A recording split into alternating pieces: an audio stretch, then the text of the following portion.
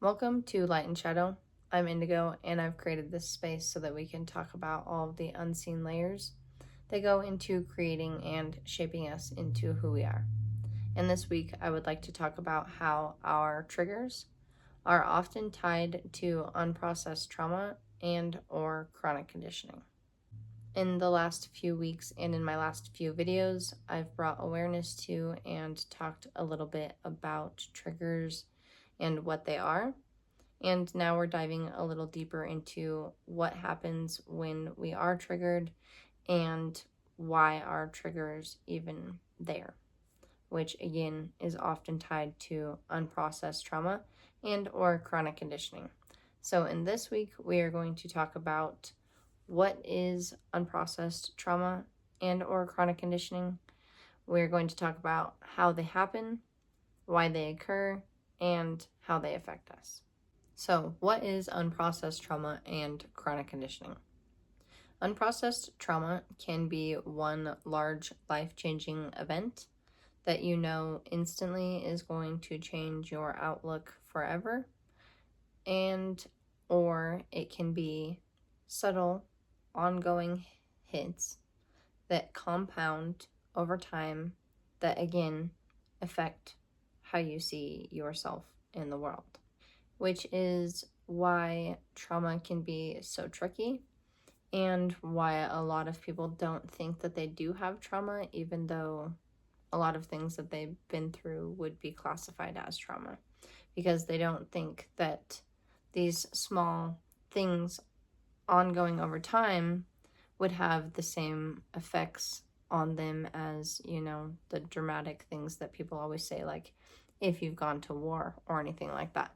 Not realizing that living through certain dynamics and patterns, even as a child, is the same as being in war and has the same effect on you, which is the same thing that chronic conditioning can do. It is roles and dynamics that we are pulled into within our family systems without our consent, and before we even understand what exactly is going on, that shape our responses to the world. Again, their roles such as caretaker, scapegoat, rebel, hero, problem solver, and the list goes on.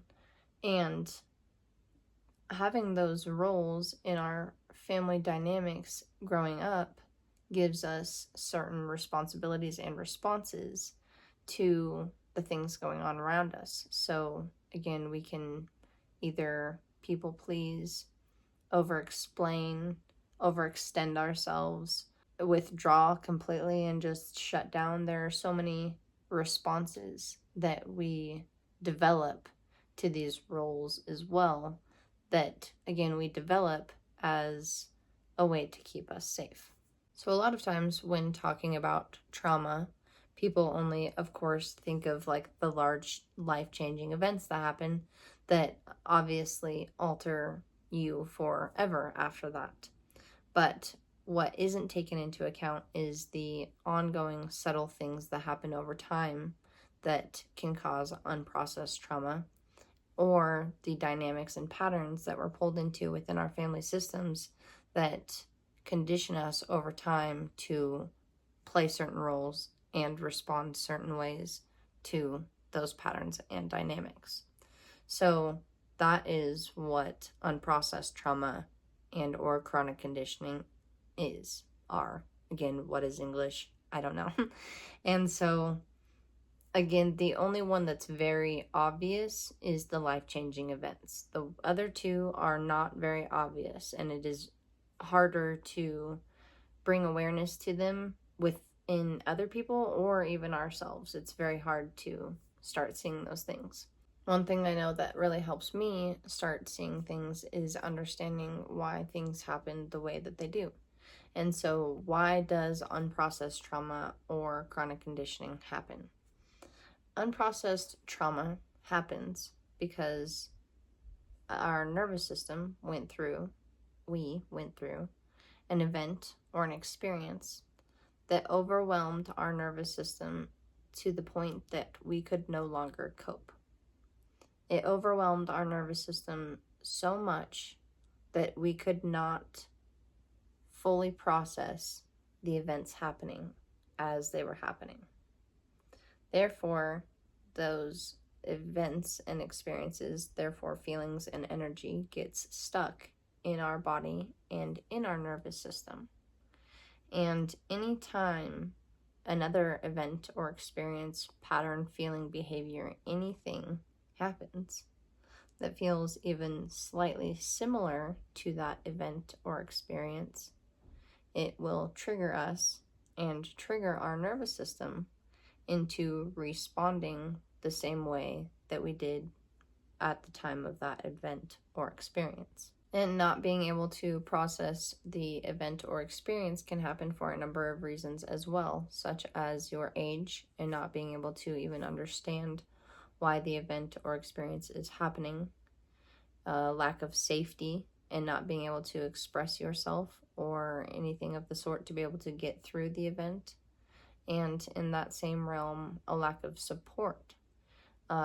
Not having support to get through the event or experience can keep that locked in the system as well, again, because you do not feel safe enough to move through it in whatever way you need to move through it.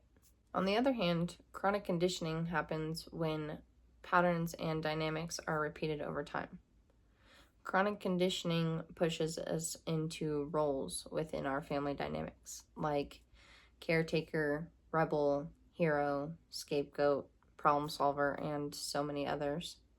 And these roles make us develop responses to situations to keep ourselves safe, like people pleasing, over explaining, overextending, avoiding confrontation, withdrawing completely, shutting down, and again, so many more things. And the more that we are pushed into these roles, and the more that this cycle repeats itself, the more that we have to respond in the same way, the more that it confirms and reaffirms the fact that that is who we need to be and the ways that we need to respond, again, in order to stay safe and continue living, basically. Like, it comes down to that, especially if the roles, patterns, and dynamics start early enough in life. And with both unprocessed trauma and chronic conditioning, the more that these cycles repeat themselves, the more that the responses to them become automatic. So how does unprocessed trauma and chronic conditioning happen, and how does it occur are kind of the same and also different. So we just went over how does it happen, and how does it occur is by the fact that, again, these cycles and patterns repeat themselves. Trauma can be one large life-changing event or subtle ongoing hits that compound over time. And chronic conditioning is the same thing. It doesn't just happen with the first time that we're pushed into that role. Sometimes we are going to be pushed into a caretaker role here and there, and that's not necessarily a bad thing. Depends, again, on how it happens and all sorts of things. It's when things happen subtly over time that aren't necessarily put out in the open. It's one thing to be asked, hey, can you help me with X, Y, or Z? And then be able to say yes or no and still be respected if the answer is no, and etc., etc. It's a different thing if you are being pushed into that role continuously against your will without ever actually being asked and just being expected to, and when you don't, you're treated badly and, right?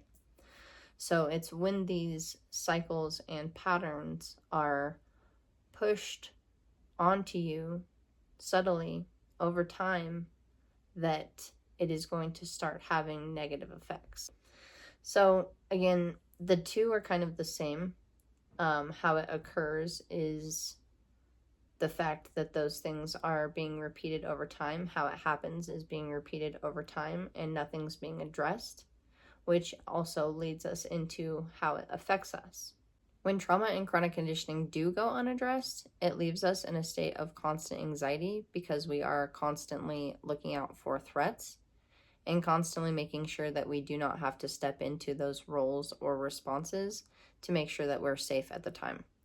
And the more that those cycles, patterns, and dynamics are carried out, and we are on high alert for those things, it creates, again, thoughts about ourselves and the world around it.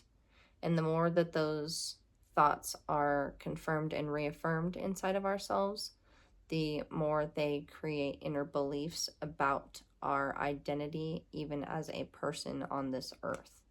All of the things that we feel and that we do because of the roles and responses that we have after these cycles continue don't just stay things that we do and feel, they are things that we become and things that we believe about ourselves.